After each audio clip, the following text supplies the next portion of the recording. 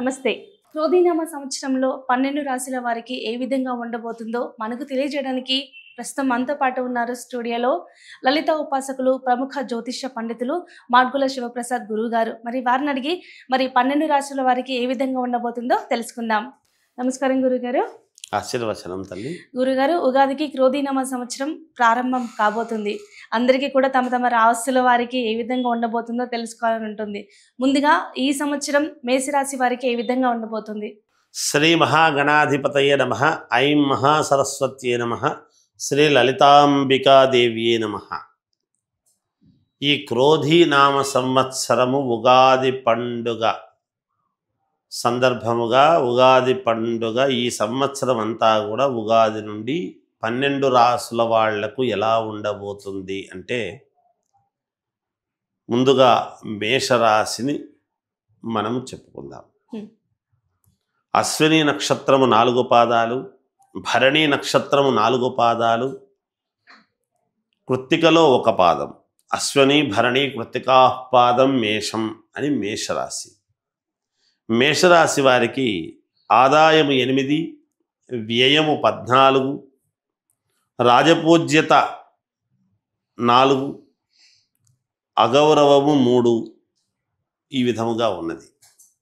అయితే మేషరాశి వారికి ఈ సంవత్సరము మహాద్భుతముగా ఉన్నది అని చెప్పవచ్చును. ఎందుకు మహాద్భుతముగా అంటున్నాము అంటే, ఈ సంవత్సరము కుజుడు రాజైనాడు, మంత్రి శని అయినాడు. కుజుడు రాజైనాడు అనటానికి మేషరాశి వారికి ఏమిటి సంబంధం అంటే, మేషరాశికి మేష లగ్నానికి అధిపతి కుజుడు. మనవాడు రాజైతే ఆ అధిపతి, మన ఇంటివాడు రాజైతే మన ఇంటి యజమాని మనకు ఎలా ఉంటుంది ఒక్కసారి ఊహించుకోండి. ఇంకా కావాల్సినటువంటి పనులన్నీ కూడా వాటంతటవే చక్కబడవా? ఖచ్చితముగా మేలు జరుగుతుంది. మేషరాశి వాళ్లకు మహాద్భుతముగా ఉన్నది ఈ సంవత్సరము. కుజుడు అనేక రకాల యోగాలను మేషరాశి వాళ్లకు ఇవ్వబోతున్నాడు. అవి ఏమేమిటివి అని ఒక్కసారి మనం ఆలోచన చేసినట్టయితే, కీర్తి, ధనలాభము, ధర్మకార్యాలు చేయటము, అనేక రకాల శుభ ఫలితాలు. ఒక శుభ ఫలితం ఇస్తాడు అంటే ఎవరైనా సంతోషం, ఈ విషయంలో నాకు శుభం జరిగింది అని.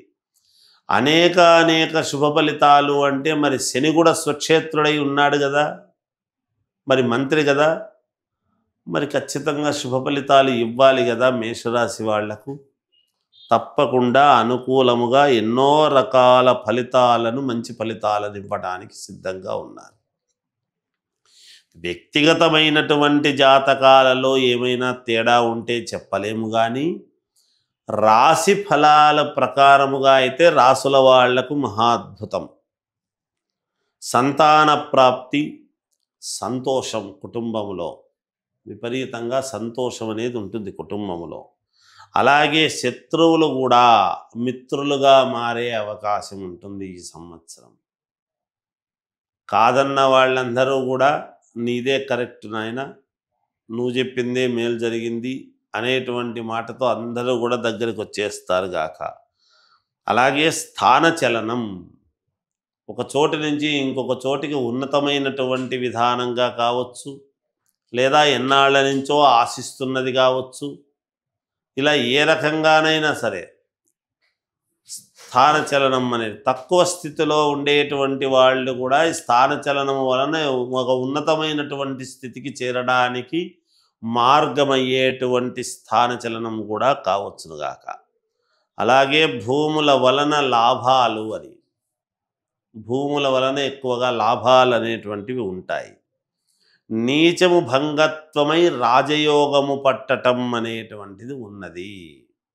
నీచభంగ రాజయోగం అంటాం.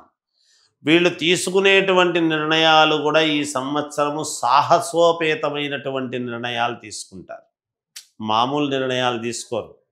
స్థాయి కంటే కూడా, అంటే మన స్థాయికి అది అంత పెద్దది ఏం చేస్తాము లేబ్బా మనము అని గతంలో అనుకుంటూ ఉండేటువంటి వాళ్ళు సైతం ఈసారి అబ్బా అది నువ్వా చేశావు అన్న విధానముగా స్థాయికి మించినటువంటి నిర్ణయాలు కూడా తీసుకోవడం జరుగుతుంది. అలాగే విద్యార్థులకు మహాద్భుత యోగ కాలముగా ఉంటుంది. ఇంట్లో శుభకార్యాలు చేయడం అనేటువంటిది జరుగుతుంది తప్పకుండా. కోర్టుపరమైనటువంటివి ఏమైనా ఇబ్బందులు ఉంటే కూడా వాటిలో విజయం అనేటువంటిది సాధించి తీరుతారుగాక. వ్యాపారస్తులందరికీ కూడా అనుకూలవంతముగానే ఉన్నది. యథావిధిగా వాళ్లకు రావాల్సినటువంటి డబ్బు యథావిధిగా వస్తుంది. తప్పకుండా యోగవంతముగా ఉన్నది. రాజకీయాలలో ఉండేటువంటి వాళ్లకు విపరీత రాజయోగం అని ఉంది. రాజకీయాల్లో ఉండేటువంటి వాళ్లకు చాలా అంటే చాలా బాగుంది. కాకపోతే కొంచెం ఆచితూచి అడుగు వేయాల్సినటువంటి ఇది ఉంటుంది. నాకు బాగుంది కదా అని మనము బుద్ధి పుట్టినట్టుగా అడుగులు వేస్తే కుదరదు. కొంచెము జాగ్రత్త వహించి 1-2 సార్లు ఆలోచన చేసి అడుగులు వేస్తే యోగవంతముగా ఉంటుంది. యోగవంతమైనటువంటి నిర్ణయాలు తీసుకుంటారు. ఏది ఏమైనా మేషరాశి వాళ్లకు ఈ సంవత్సరము మహాద్భుతముగా ఉన్నది అనేటువంటిది తెలియజేస్తుంది.